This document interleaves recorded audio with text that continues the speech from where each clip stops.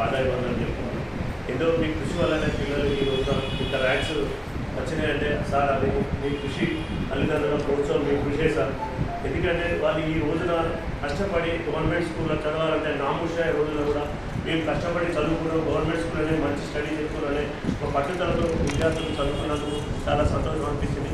మేము ప్రతి సంవత్సరం పిల్లలకు ప్రోత్సాహంగా వాళ్ళకు సపోర్టెడ్గా ఈ పేద సంవత్సరం అగ్రేణ సంవత్సరం ఈ సంవత్సరం కూడా 700 రూపీస్ కూడా వాళ్ళు బస్ ఛార్జెస్ కానీ బ్రేక్ఫాస్ట్ కానీ ఇవ్వడం జరిగింది.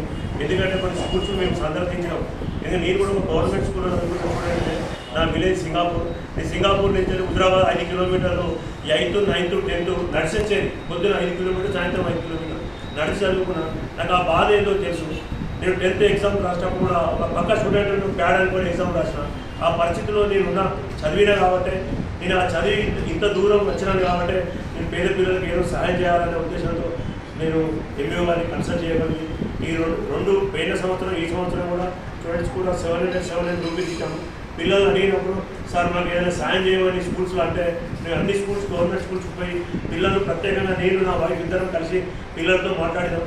బాబు మా వల్ల మీకు సాయం కావాలంటే పిల్లలు ఏమన్నారంటే సార్ ఒక 100 రూపీస్ అంటే ఒక 200 రూపీస్ అంటే సార్ నాకు చాలా బాగా అనిపించింది.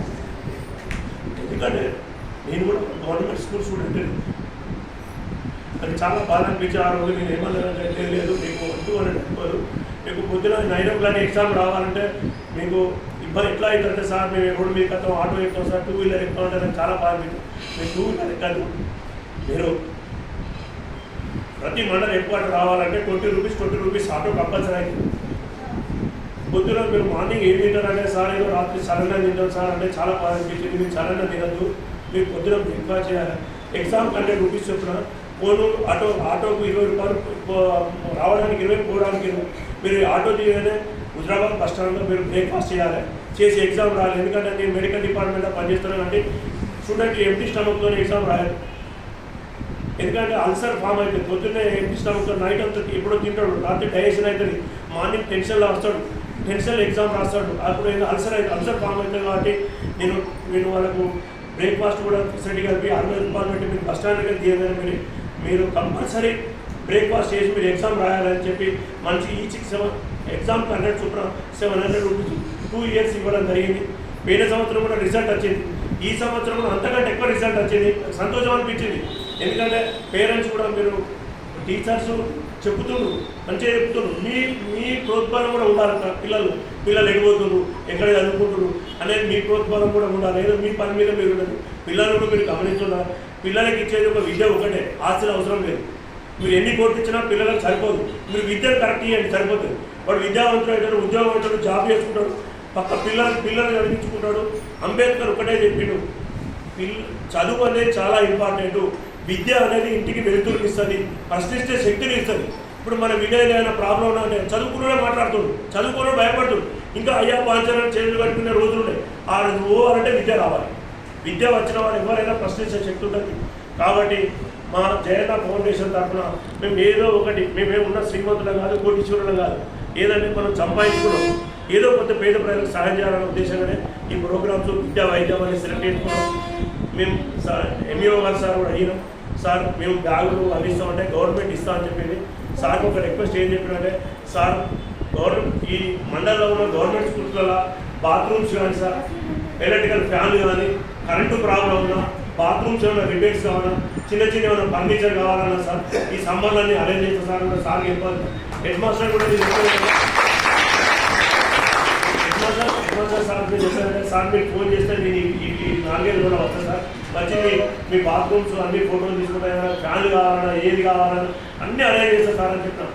గవర్నమెంట్ ఏదైతే ఇస్తుందో వాళ్ళు ఇయ్యది ఏదైనా ఐటమ్తో నేను ఇస్తాను సార్. వాళ్ళు ఏది ఇచ్చినా వాళ్ళు ఇయ్యని ఐటమ్ ఏది మనము ఎప్పుడైనా మన ఎదిగే చెట్టుకే నీళ్ళు పోయాలి సార్. వృక్షాలకు నీళ్ళు ఇవ్వాల్సిన అవసరం లేదు. ఎదిగే చెట్టుకు నీళ్ళు పోసిన చెట్టు ఎదుగుతుంది. ఆ చెట్టు అనేది పిల్లలు సార్. ఆ పిల్లలు మన పిల్లల లెక్క మనం చూసుకోవాలి. ఎందుకంటే నేను ఈ మధ్య కూడా కందుల స్కూల్లో కూడా బాత్రూమ్ సంబంధించి రిపేర్ చేసిన, అక్కడ కూడా టీచర్స్ కూడా చాలా బాగా చెప్తున్నారు. మధ్యాహ్న భోజనం కూడా చాలా బాగుంది. నేను పిల్లలతో కూర్చొని మధ్యాహ్న భోజనం కూడా చేసిన, చాలా బాగున్నది. కర్రీ కానీ, పప్పు కానీ, ఏం కావాలి నేను హ్యాపీగా భోజనం చేసిన ఒకరోజు. టీచర్స్ కూడా చాలా 4 o'clock వరకు 10th class పిల్లలకు 4:35 వరకు కూడా పిల్లలకు కూర్చోబెట్టి క్లాసెస్ చెప్తున్నారు. నాకు సంతోషం అనిపించింది. ఎందుకంటే ఏదో మాట్లాడతారు వేరే రోడ్డు మీద గవర్నమెంట్ స్కూల్ తప్పు, చాలా తప్పది, చాలా తప్పది, చాలా తప్పది, చాలా బాగా చెప్తున్నారు. ఇలా ప్రైవేట్ స్కూల్స్కు డామినేషన్ చేయాలంటే రిజల్ట్ గవర్నమెంట్ స్కూల్ వచ్చినాక టీచర్స్ చెప్తేనే వచ్చింది. టీచర్స్ గ్రోత్ పరంగా వచ్చింది సార్. తల్లిదండ్రులు ప్రోత్సాహం టీచర్స్ కష్టపడి చెప్తేనే ఆ రిజల్ట్స్ వచ్చినాయి సార్. ఏదో మీకు మేము ఫస్ట్ సెకండ్ థర్డ్ మంచి మార్క్స్ చేస్తే మీకు అవార్డు ఇస్తామని ఆ రోజు ప్రకటించాం. ఏదో మా ఫౌండేషన్ తరఫున మీకు చిన్న ఒక సపోర్టెడ్గా మీకు మేము ఎంకరేజ్ చేయడానికి MEO sir head masters permission తీసుకొని ఈ ప్రోగ్రామ్ అరేంజ్ చేయడం జరిగింది. కాబట్టి మీరు మంచిగా చదువుకొని మీ భవిష్యత్తు మంచి తరాలకు ఎదగాలనే నా కోరిక. ఏది వద్దు, విద్య అనేది ఇంపార్టెంట్. ఆస్తులు అంతస్తులు కూడా మన ఎంబడి రావు. విద్య అనేది మనం చనిపోయే వరకు కూడా మన ఎంబడి మన విద్య ఉంటుంది. ఏది ఉన్నా మన భార్య ఉండదు, పిల్లలు ఉండరు, మన ఆస్తులు మన విద్య ఎక్కడ వేరే మనం పడే ఉంటుంది. కాబట్టి ఆ విద్య చాలా గొప్పది. మీరు చదువుకోవాలి. మేము కూడా చదువుకున్నాం, గవర్నమెంట్ స్కూల్లో చదువుకున్నాం. మేము ఈ స్టేజ్కి వచ్చామంటే అది గవర్నమెంట్ టీచర్స్ చెప్పినాం, చదువులని మేము పెరిగినాం. అలాగే ఎప్పుడు మేము పాత చెప్తూనే ఉంటాం. ఎందుకంటే టీచర్ చాలా గొప్పవాడు. తండ్రి తర్వాత టీచరే మనకు, తండ్రి తర్వాత టీచరే. కాబట్టి టీచరే మన దేవుడితో భావించాలి. తల్లిదండ్రులు కూడా మీరు పిల్లలకు కూడా మంచిగా సపోర్టెడ్గా ఉండండి, చదువు చెప్పండి, వాళ్ళని ఫాలో అప్ చేయండి. టీచర్ చెప్తారు, బిడ్డ మీరు హోంవర్క్ రాసుకున్నారా, మీరు ఏం చేసిన విషయం అడగండి. మీ బిజీగా మీకు ఉండకండి. మీకు బిజీ అయిపోయినాక చదువు రాదు. మీరు ఎంత కష్టం ఉన్నా పిల్లల చదువు కోసం మీరు కష్టపడండి. కాబట్టి నాకు ఇంత సమయం ఇచ్చిన ఎంఈఓ సార్, టీచర్స్కు, ఇక్కడికి వచ్చిన స్టూడెంట్స్కు, పేరెంట్స్కు నీకు పాదాలు చెప్తున్నాను. ఎందుకంటే మీరు మంచిగా చదువుకోండి, మంచి పేరు ఎదగాలన్న నా కోరిక నేను చెప్తున్నా. మీకు ఏ బాత్రూమ్స్ ఇప్పుడు స్కూల్ స్టార్ట్ అయినాక ఆడపిల్లలు అంటే నేను అమ్మవారితో సమానం ఇస్తాను. ఆడపిల్లలు అంటే నేను అమ్మవారితో సమానం ఇస్తాను. కాబట్టి ఆడపిల్లలకు కూడా 5th to 10th వరకు శానిటరీ ప్యాడ్స్ కూడా ఇస్తారు సార్. అన్ని స్కూల్స్కు సంవత్సరం జరిపే ఆడపిల్లలకు శానిటరీ ప్యాడ్స్ కూడా ఇస్తాను. జూన్ తర్వాత తీసుకొని మీకు బాత్రూమ్స్ కానీ ఫ్యాన్స్ కానీ ఏదైనా చెప్పండి సార్, నేను అరేంజ్ చేస్తాను. ఈ స్కూల్ స్టార్ట్ అయ్యే వరకు అన్ని కంప్లీట్ చేస్తాను సార్. నాకు ఈ సమయం ఇచ్చిన టీచర్స్కు, స్టూడెంట్స్కు, పేరెంట్స్ అందరికీ నేను అందరూ